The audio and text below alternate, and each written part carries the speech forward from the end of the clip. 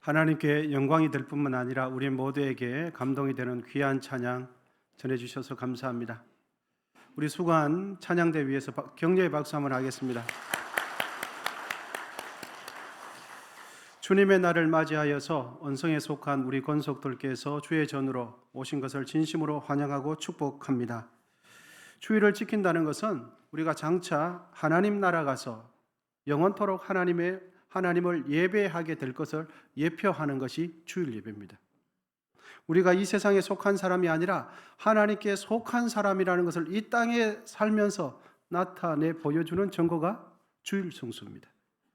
믿음의 지체분들과 이 시간 따뜻하게 마음을 열고 인사하겠습니다. 사랑합니다. 축복합니다. 힘내십시오.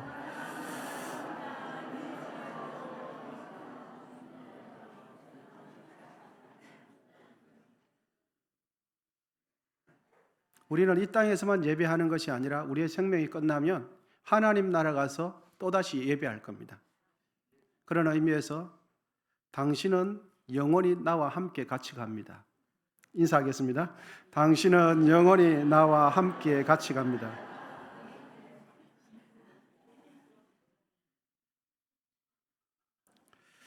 이 시간은 염려하지 말고 기도하세요 라는 제목으로 말씀의 은혜를 나누기를 원합니다.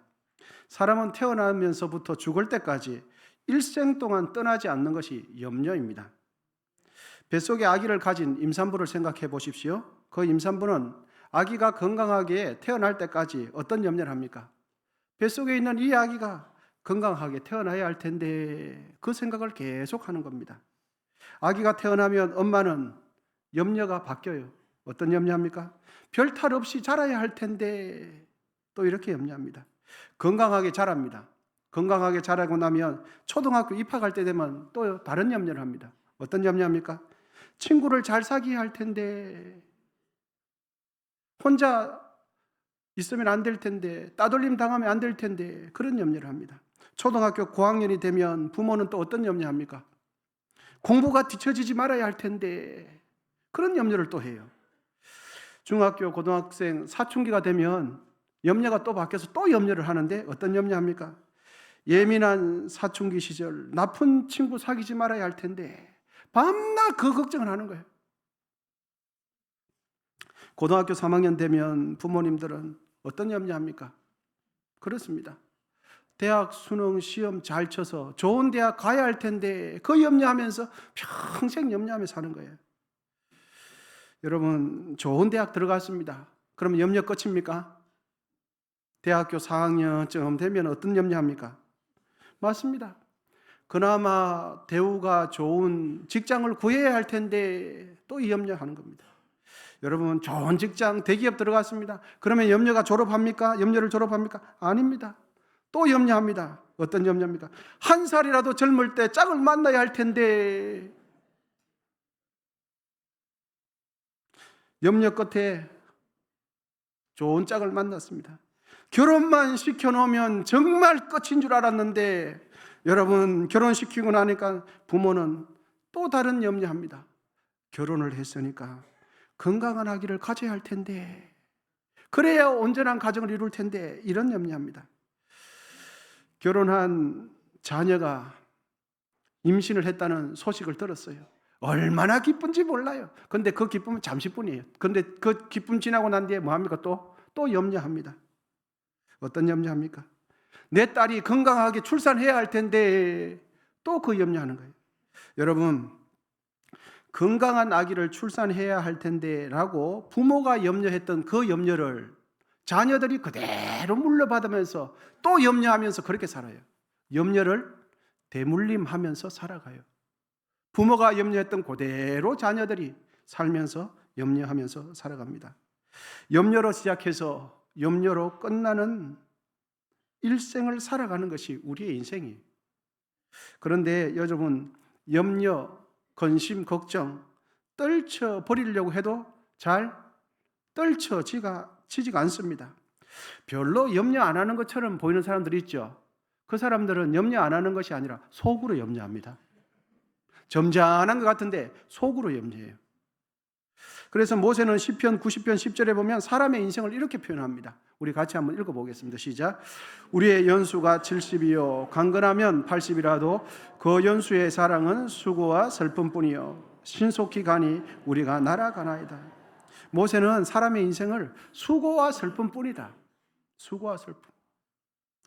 여러분, 사람은 왜 평생 염려하면서 살까요? 그것은 사람은 힘과 능력이 제한이 있어서 그래요. 사람은 염려하지만 하나님은 염려하지 않으세요. 나는 염려하지만 하나님은 염려하지 않아요. 왜냐하면 하나님은 모든 것이 가능하기 때문입니다. 모든 것이 하나님의 뜻대로 되기 때문입니다. 하나님께서 마음을 정하시면 무조건 되기 때문이죠. 사람은 염려하고 나는 염려하지만 하나님은 염려하지 않아요. 티베트의 격언에 이런 격언이 있습니다. 같이 한번 읽어보겠습니다. 시작. 해결될 문제라면 걱정할 필요가 없고 해결되지 않을 문제라면 걱정해도 소용이 없다. 해결될 문제라면 걱정 안 해도 돼요. 그리고 해결되지 않을 문제는 걱정한다고? 해결되지 그래서 염려, 근심, 걱정해봐도 아무 소용이 없다는 거예요. 염려할 필요 없어요. 염려라는 이 말은 어떤 일을 곰곰이 생각하면서 신경을 쓰며 소가리를 하면서 안달복달하는 이것을 보고 염려하지 말라라고 말합니다. 그러므로 염려하지 말라는 이 말씀은 지나치게 걱정하며 지나치게 조바심 내면서 안달하는 삶을 살지 말라고 말합니다. 여러분, 그러면 사실 우리 모두는 염려하기 다 싫어해요. 염려를 떨쳐버리고 싶은데 떨쳐지지 않는 것이 문제입니다.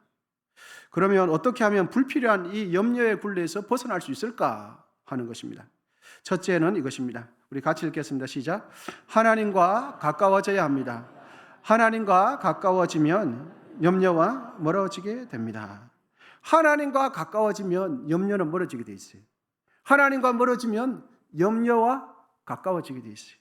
하나님과 가까워진다는 말씀은 생활 속에서, 삶 속에서 하나님의 인도하심을 받는다는 거예요. 하나님의 인도하심을 받는 것이 하나님과 가까워지는 것입니다. 여러분, 하나님의 인도하심을 받는 중에 하나님의 말씀대로 살다가 내 삶에 문제와 어려움과 고난을 만나면 누가 책임져 주십니까? 하나님이 책임져 주세요. 그리고 하나님과 멀어진다는 것은 생각으로는 하나님 찾아요. 그런데 실제 삶에서 보면, 실제 삶에서는 하나님의 인도하심 받지 않고 내 마음대로 사는 것이 하나님과 멀어지는 겁니다. 하나님의 인도하심을 내가 거부하다가 내 삶 속에서 어려움을 만나게 되면 그 모든 문제는 누가 해결해야 될까요? 내가 해결해야 돼요. 내가. 그러므로 염려의 굴레에서 벗어나는 것은 전능하신 하나님과 가까워지는 거예요. 하나님과 가까워지면 염려와 멀어지고 하나님과 멀어지면 염려와 가까워지게 되어 있습니다. 하나님 뜻 안에서 고난과 어려움을 당하게 되면 조금도 염려할 필요 없어요. 두려워할 필요 없어요. 하나님께서 다 책임져 주십니다. 하나님과 멀어지면 그때부터 염려가 우리 속에서 힘을 발휘하기 시작해요.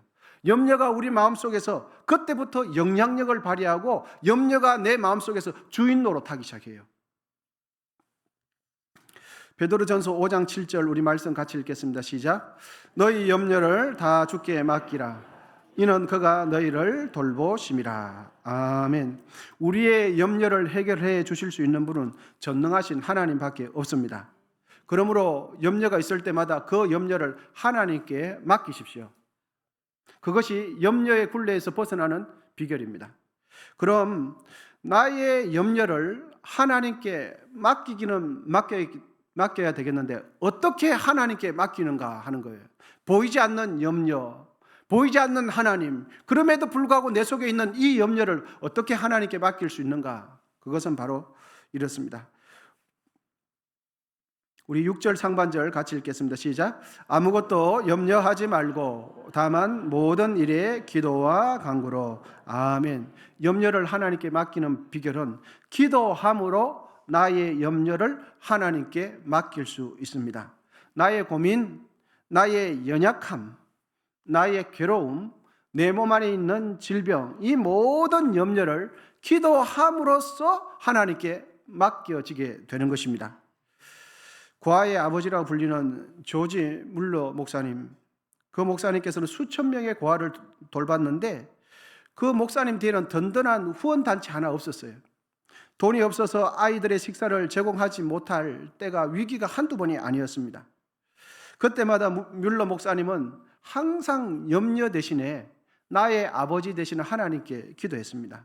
문제가 있을 때마다 기도함으로써 수천 명의 고아들의 식사를 한 끼도 걸르지 않고 식사를 다 제공했습니다. 조지 물러 목사님은 염려와 관련해서 이런 말을 남겼습니다. 우리 같이 한번 읽어보겠습니다. 시작. 염려의 시작은 믿음의 끝이고 믿음의 시작은 염려의 끝입니다. 그렇습니다. 여러분, 염려하기 시작하면 믿음 어디로 갔는지 하나도 없어요. 염려에 사로잡히면 믿음을 다 믿는다고 하는데 믿음이 어디 갔는지 물거품이 다 돼요. 하나님 말씀 들었는데도 염려하기 시작하잖아요. 하나님 말씀이 힘을 못 써요. 하나님의 말씀이 전혀 기억나지 않아요. 오로지 염려밖에 안 돼요. 그런데 내가 하나님을 믿습니다. 믿기를 시작하면 염려가 그 순간부터 짙은 안개가 태양이 뜨면 사라지듯 어느새 싹 물러가요. 우리의 삶에는 언제나 문제거리 있습니다. 우리의 삶에는 언제나 염려거리 있습니다. 여러분 기억하십시오. 문제 앞에서 염려하는 것은 하나님을 하나님으로 인정하지 않는 행위가 염려예요.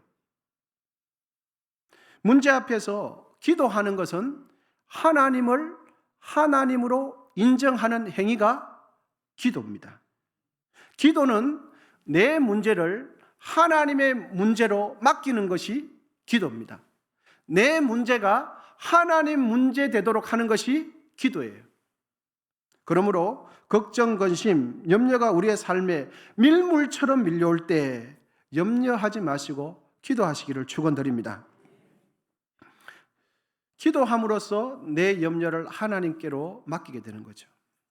염려를 이기는 두 번째는 이것입니다. 우리 같이 읽겠습니다. 시작. 이미 주어진 것에 감사하십시오. 6절 하반절입니다. 너희 구할 것을 감사함으로 하나님께 아뢰라. 아멘.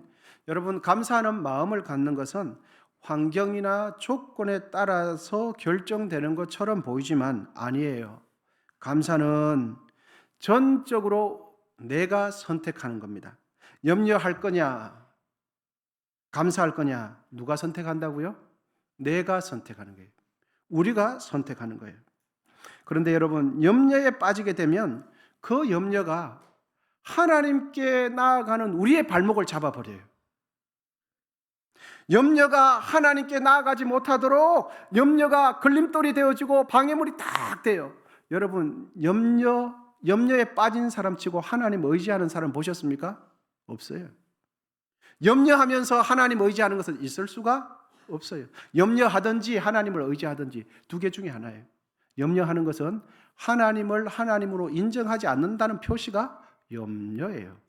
여러분, 우리는 보통 마음이 착하면 염려하는 줄 아는데 아닙니다. 믿음이 없으면 염려해요. 할렐루야. 믿음이 없으면 염려에 빠지게 돼 있어요. 그런데 아무것도 가진 게 없고 몸도 약하지만 염려 안 하는 사람이 있어요. 누굴 믿습니까? 하나님 아버지를 믿어요. 그 문제 속에서 하나님을 하나님으로 인정해 드리는 방법은 기도입니다. 문제가 없을 때 다 기도해요. 문제가 없을 때 다 즐거워해요. 문제가 없을 때 다 하나님을 높여요. 그런데 문제가 생기면 염려하는 사람은 사실은 믿음이 없는 사람이에요. 여러분, 염려가 하나님께 나아가는 나의 발목을 잡는다는 것을 기억하시기를 바랍니다. 염려가 습관이 된 사람은 밥을 하면서도 밥솥이 밥을 하는데 자기가 염려를 해요. 밥이 잘 돼야 할 텐데. 세탁기가 빨래를 하는데 자기가 빨래하는 것처럼 자기가 염려해요. 빨래가 잘 돼야 할 텐데. 차 안에 있으면서도 여러분 편하게 있으면 되는데 차가 빨리 가야 할 텐데 자기가 염려해요. 여러분, 밥은 밥솥이 합니까? 내가 합니까? 밥솥이에요. 빨래는 세탁기가 하는데 내가 염려해요. 염려하는 사람들은 그것이 내가 염려에 그만큼 빠져 있다는 걸 몰라요. 습관적으로 염려를 하는 거죠. 여러분, 염려는 믿음 생활하는데 큰 장애물이 됩니다. 염려하면 영적인 즐거움 다 잃어버려요. 예배의 즐거움, 찬양의 즐거움, 구원의 하나님의 즐거움, 염려하는 순간 다 사라져요. 진리의 말씀이 들어도 염려하면 염려가 그 진리의 말씀을 다 삼켜버려서 하나님의 말씀이 힘을 못 써요. 반대로 우리의 마음속에 감사가 있으면 하나님께 나아가는 것이 쉽습니다. 시편 100편 4절 말씀입니다. 우리 같이 읽겠습니다. 시작. 감사함으로 그의 문에 들어가며 찬송함으로 그의 궁정에 들어가서 그에게 감사하며 그의 이름을 송축할지어다. 아멘. 여러분, 우리의 삶에 여러 가지 심각한 문제, 복잡한 문제가 있더라도 그 속에서 평안을 누리는 비결은 감사하는 겁니다. 이미 주어진 것에 감사한 겁니다. 여러분, 감사하는 사람은 시험에 들지 않습니다. 감사하는 사람은 어떤 경우도 시험에 들지 않아요.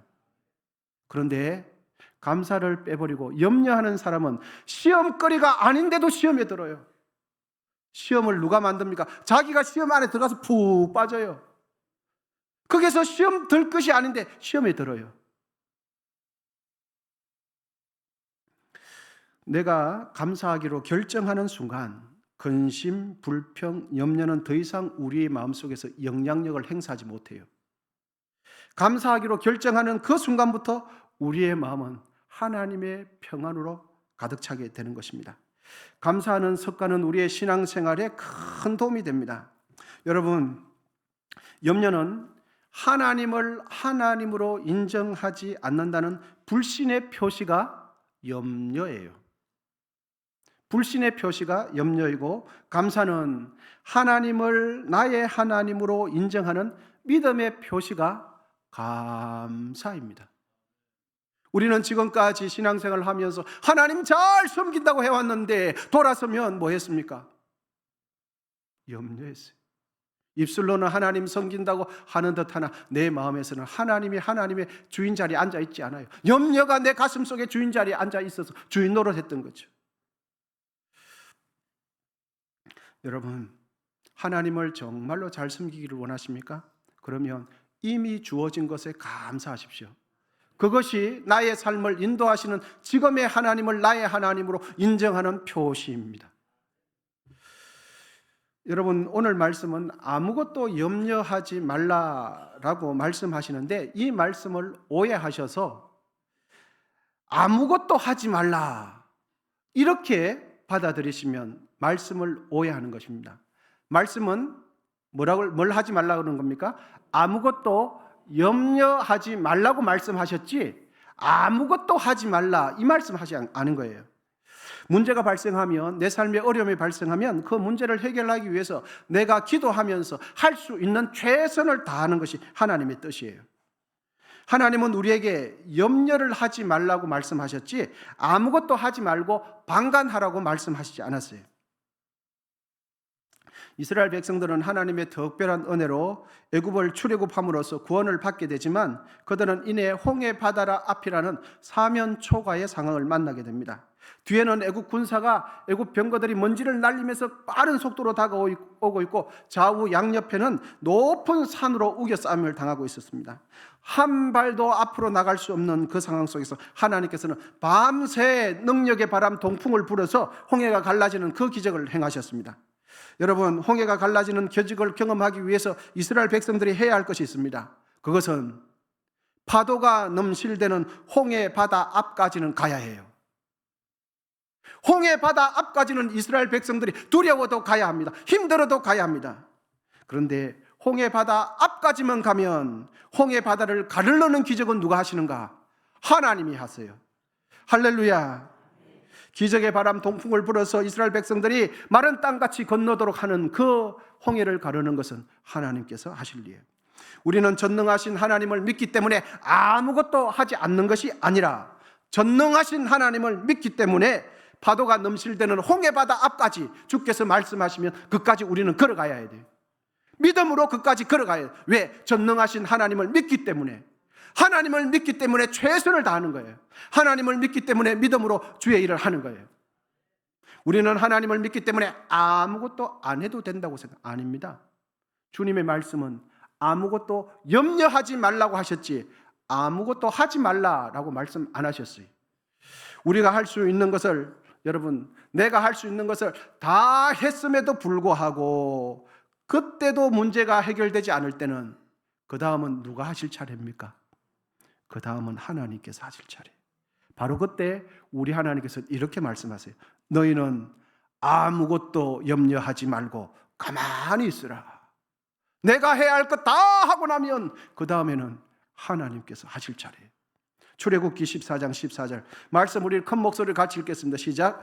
여호와께서 너희를 위하여 싸우시리니 너희는 가만히 있을지니라. 아멘. 여러분, 이스라엘 백성들이 어디 있을 때 하나님께서 가만히 있으라고 말씀하셨습니까? 홍해 바다 앞에 있을 때예요. 그 문제 앞에서 믿음으로 직면할 때, 내 힘으로 다 했음에도 불구하고 믿음으로 섰을 때, 아무것도 그때 일이 없을 때, 그 다음에는 주님께서 하실 타임이에요. 우리는 아무것도 염려하지 말라는 것을 방관하며 무책임하게 행동하라는 인식으로 생각할 때가 참 많아요. 여러분, 너희는 가만히 있어 라는 이 말씀을 언제 주셨는가? 이스라엘 백성들이 넘실대는 홍해 바다 바로 그 앞에 있을 때예요. 자신들의 힘으로 아무것도 할 수 없을 때, 자신들이 할 수 있는 것 다 했을 때. 그러므로 우리의 삶 속에 문제가 발생하거든 여러분 기도하면서 할 수 있는 것 다 하십시오. 하나님을 의지하면서 정직하게 할 수 있는 것을 최선을 다해서 그 문제를 해결하도록 노력하십시오. 그럼에도 불구하고 문제가 해결되지 않으면 그때는 우리가 염려할 것 아무것도 없어요. 그때는 누가 하실 타임입니까? 우리가 믿는 하나님께서, 전능하신 하나님께서 일하실 타임입니다.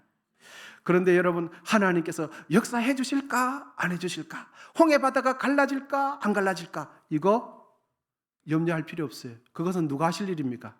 하나님께서, 우리 아버지께서 하실 일이에요.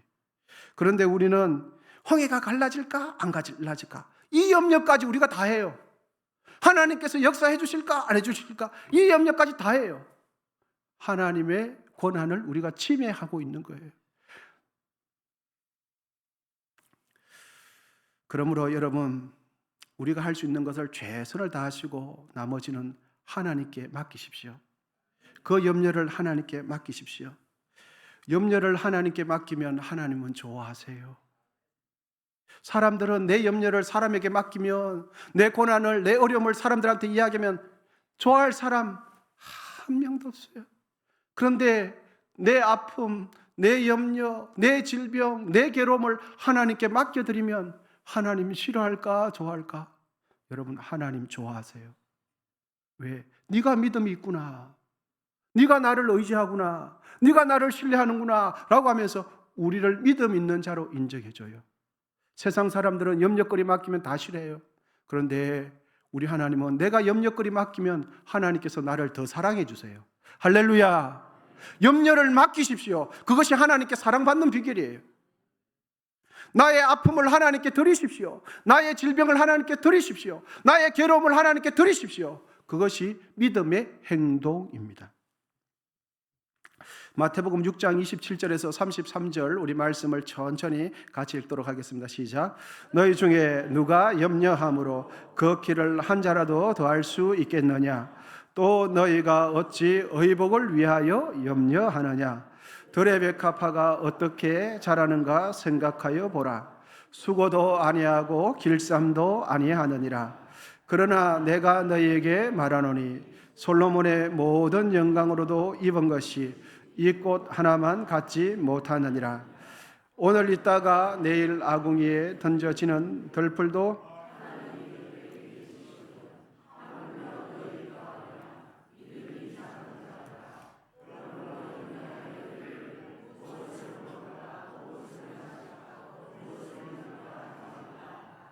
이는 다 이방인들이 구하는 것이라. 너희 하늘 아버지께서 이 모든 것을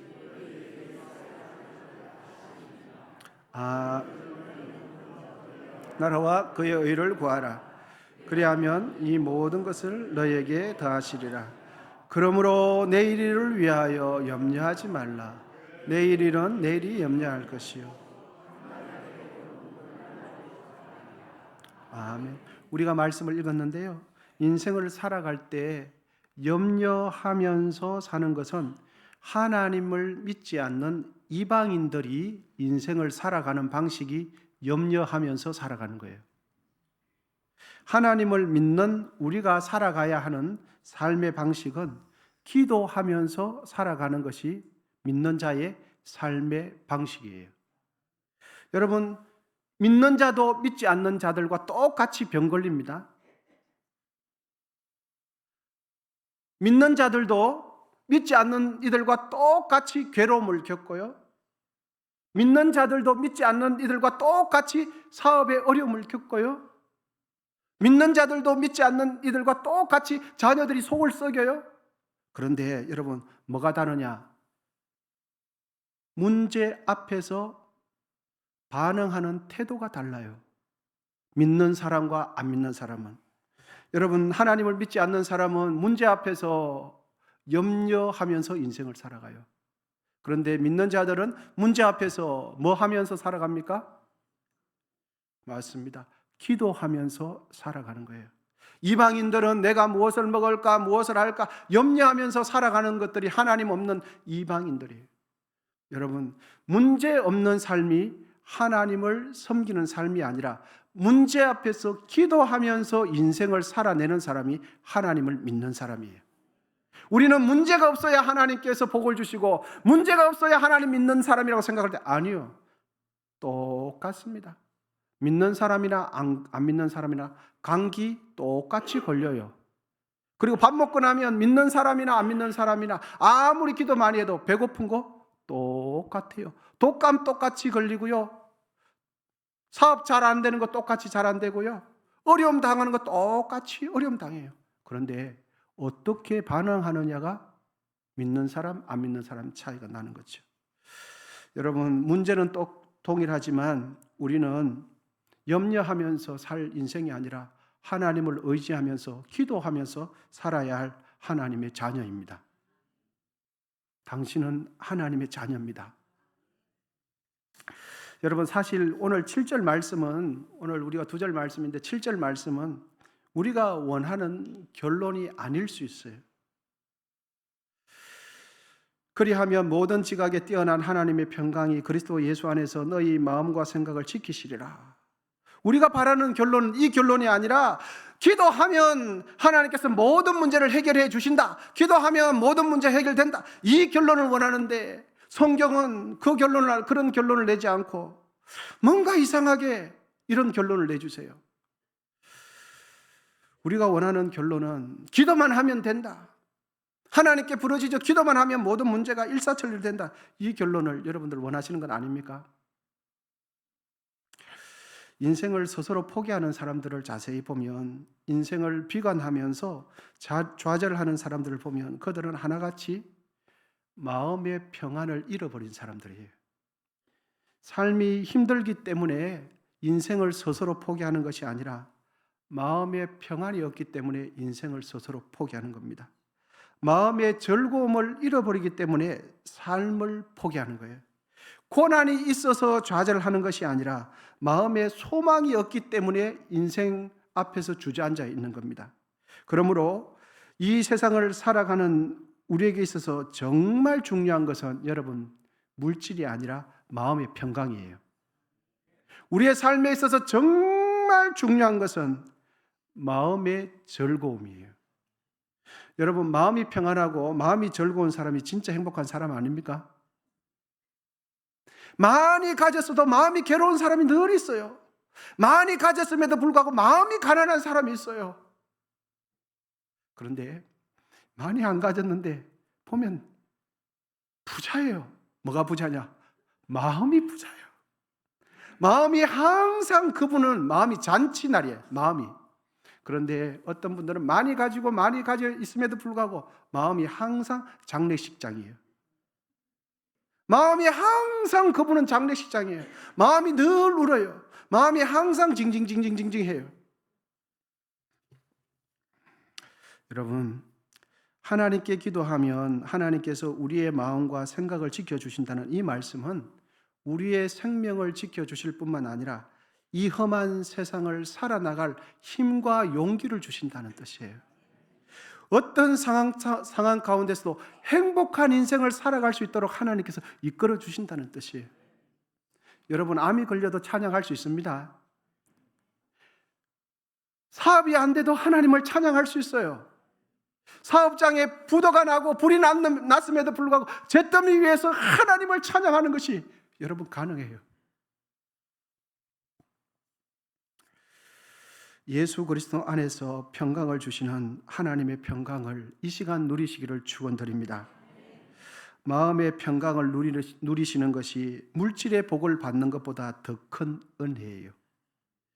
마음에 근심 없는 것이 제일 큰 은혜입니다. 마음이 즐거운 사람, 마음이 부유한 사람 되시기를 축원드립니다. 복 있는 사람 야베스는 기도하기를 역대상 4장 10절에 이렇게 기도를 합니다. 우리 같이 읽겠습니다. 시작. 야베스가 이스라엘 하나님께 아뢰어 이르되 주께서 내게 복을 주시려거든 나의 지역을 넓히시고 주의 손으로 나를 도우사 나로 환난을 벗어나. 아멘. 마음에 근심 없는 사람이 가장 행복한 사람이에요. 여러분, 마음에 근심 없이 마음의 평강을 주시는 분은 누굽니까? 하나님이에요. 우리가 기도할 때마다 변함없이 하나님은 우리에게 평강을 주세요. 구세군의 대장을 지냈던 존 카페터라는 사람이 있었는데 그의 딸이 동양 선교를 하다가 헌신하는 중에 장티푸스에 걸려서 병석에 눕게 되었습니다. 존 카페터 부부는 사랑하는 딸이 병석에 누워서 신음 앓고 있을 때 딸을 위해서 하나님께 간절히 기도해도 아무리 하나님 고쳐주세요 이런 기도가 안 나온대요. 아무리 울고불고 해도 하나님 고쳐주세요, 내 딸을 고쳐주세요 이런 기도가 나오지 않고 어떤 기도가 나오나? 주께서 원하시면 주의 뜻대로 되게 해 주십시오. 주의 뜻대로 되게 해 주십시오. 이 기도만 계속 나오는 거예요. 처음에는 하나님 두 손을 불끈 찌르시고 내 딸 무조건 기도로 살려내리라 이런 마음으로 기도를 하는데 기도만 하면 하나님 내 딸 고쳐주세요 이런 기도는 단 한마디도 나오지 않고 주의 뜻대로 해 주십시오. 주의 뜻대로 되기를 원합니다. 그렇게 열심히 기도하는 중에 그 딸은 끝내 목숨을 거두고 말았어요. 여러분, 그런데 놀라운 사실은 그 다음 날 카페터는 자기 아내에게 말하기를 이렇게 말해요. 여보, 딸이 죽었는데 이상하게 내 마음에 알 수 없는 평강이 찾아와. 그렇게 말하자 아내도 대답하기를 여보, 나도 똑같아. 너무너무 슬픈 일인데 알 수 없는 그 평안이 우리 마음에 있어. 여러분, 우리가 하나님께 기도하는 이유는 기도만 하면 하나님께서 우리의 삶의 모든 문제를 해결해 주시기 때문이 아니에요.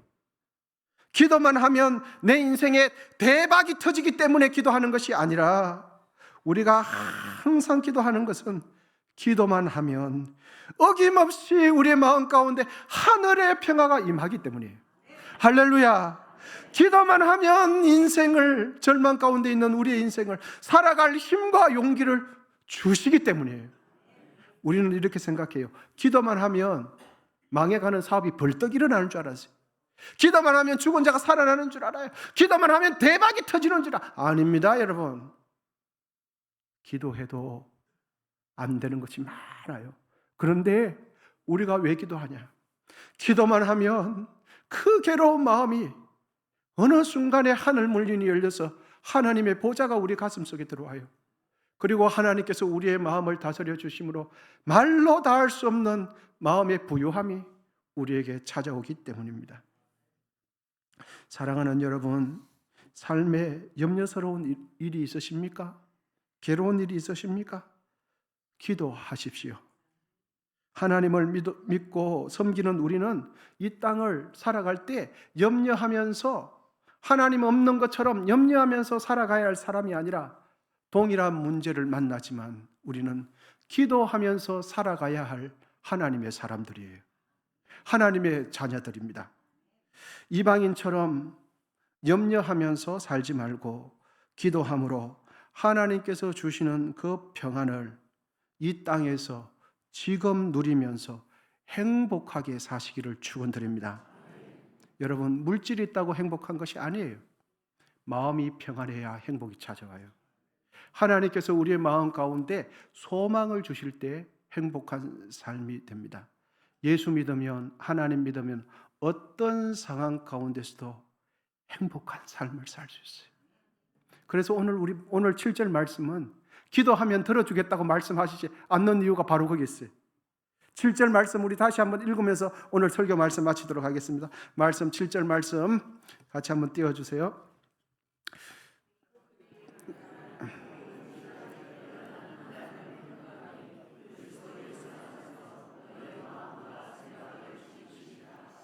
아멘.